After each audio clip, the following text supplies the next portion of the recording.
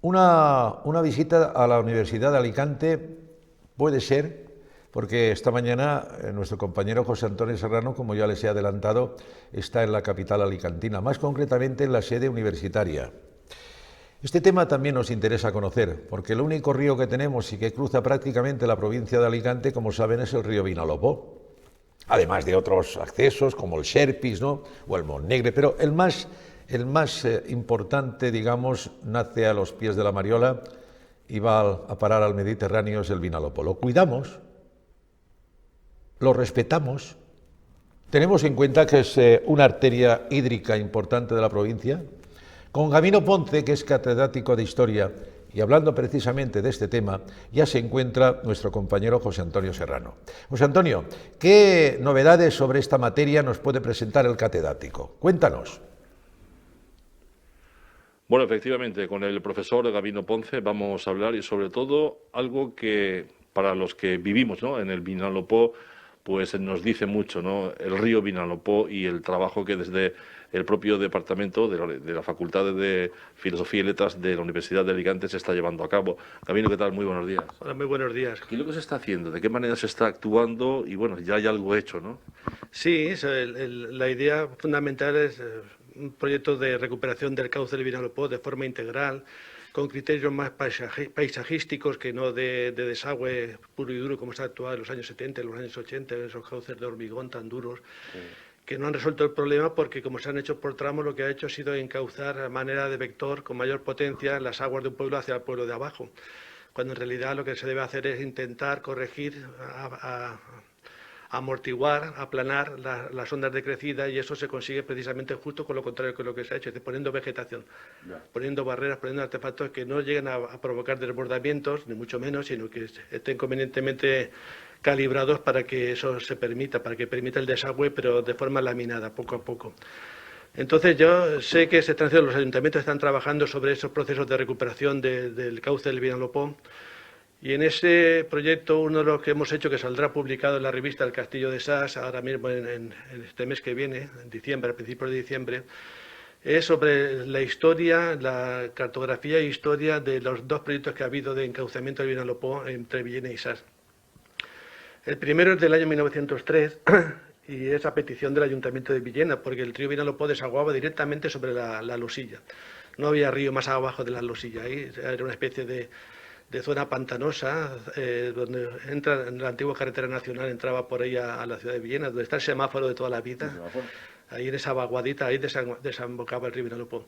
Y ahí los sobrantes de las aguas, cuando llevaba agua, se encauzaban por una red de acequias de la huerta de Villena, y esa red de acequias finalmente iban a parar el hondo, la laguna de el Saladar, que se llama en Villena Los Carrizales y se llama en Sas Los Prados, antes de llegar incluso a la colonia de Santa Eulalia. En 1900 hay un montón de quejas constantes por parte del ayuntamiento, porque cuando había una crecida, el Vinalopó no paraba allí, sino que se metía en todas las huertas de Villena y arrasaba con todas las huertas de Villena, incluso con los molinos que molían trigo y a veces hasta productos textiles, acababa con todo ello. Y por eso en 1903 se da un primer proyecto que consiste en hacer artificial el cauce de desviación que ahora mismo conocemos todos, que va desde aguas arriba de la losilla, a la altura del puente de Viar, aproximadamente de por ahí un poquito más arriba todavía, hasta la vieja fábrica de Fortes, por donde pasa ahora mismo el cauce.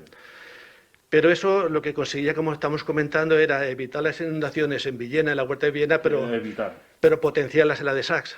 Es decir, que todas las aguas que van corriendo y no se paran, de un sitio y por potenciarlas del otro. Así empezaron a partir de ese momento las quejas de los regantes de Sas, de los propietarios de molinos. Había como 7 o 8 molinos harineros y para moler la borra de los ganados.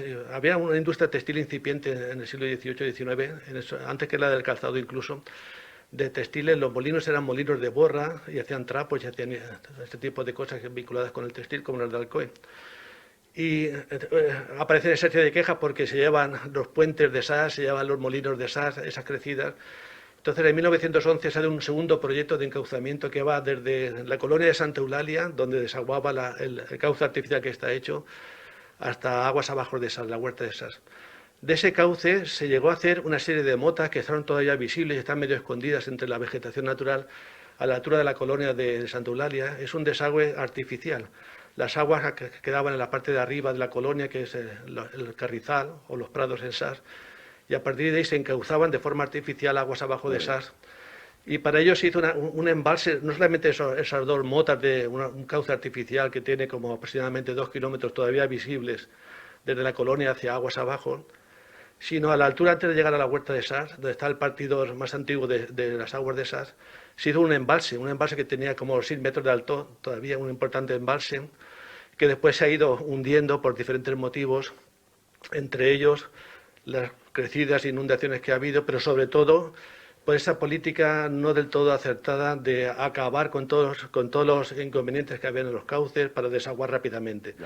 Como ha sido, se han hundido de forma voluntaria, en los años 80 y 90 se han hundido todas las presas que se han hundido. ¿Acaso hecho? Se han partido por la mitad y se han hundido. Pues Gabino, hemos dado una pincelada, aunque hablaremos más ampliamente, ¿no?, de este proyecto, de ese tema, muy brevemente. ¿En qué fase se encuentra ahora mismo?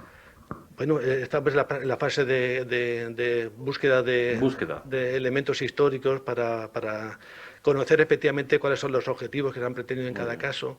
Estamos comentando efectivamente cuáles eran los objetivos, cuáles eran los proyectos, cómo se hicieron, cómo dejaron de hacerse. El proyecto de 1911 se quedó de forma muy incipiente, tenía que haber atravesado el cauce artificial casi hasta aguas abajo de Sas y se hizo solamente un par de kilómetros de la colonia. Se hizo ese embalse, pero después no ha seguido funcionando, se ha hundido. Y como digo, el objetivo final de todo esto es conocer la verdadera naturaleza y recuperar el paisaje de río, paisaje de bosques, galerías vinculados al río, donde florece más la ecología, los animales, la fauna, la avifauna, la fauna del río, más que esos cauces de hormigón, que son en realidad auténticos desagües rápidos hacia el mar. Cerramos los ojos y ya lo estamos pensando de cómo podría quedar. Enhorabuena por esta iniciativa, Gabino. A vosotros, muchas gracias por hacer comarca, por hacer Vinalopó. Pues haciendo comarca, haciendo Vinalopó en las distintas áreas de audiencia de Intercomarcal Televisión, continuamos.